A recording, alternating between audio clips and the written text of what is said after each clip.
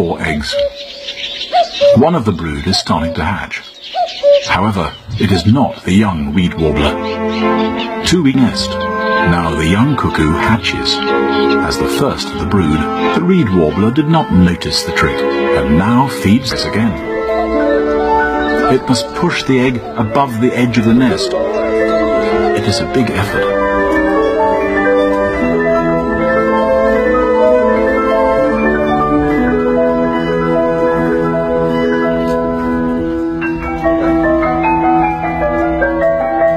The determination of the weak cuckoo nestling to get rid of the competition is amazing to see.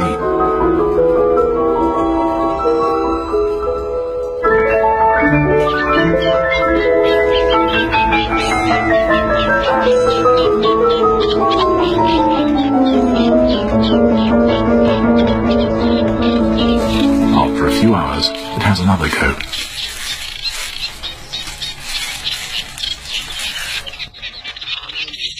This time, there's some success. The first egg landed in the water.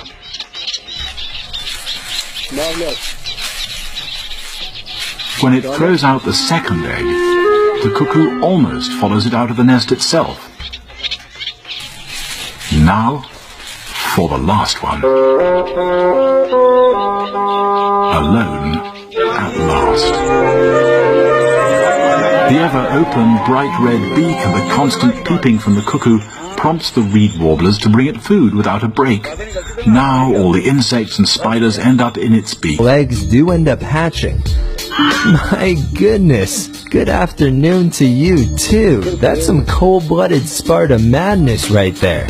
In all fairness though, it ends up securing our little Highlander here 100% access to all the incoming treats and goodies. Here little buddy, eat this.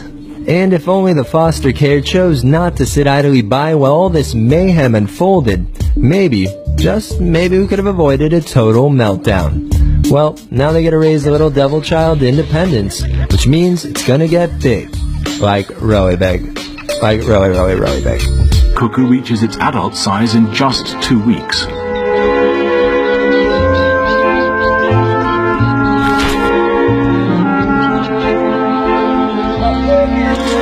It is so large that when it sits on the nest it must hold tight so it doesn't fall off.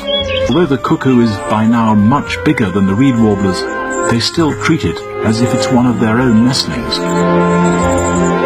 It will return next spring, maybe even to the same reed bed, and try to toss an egg.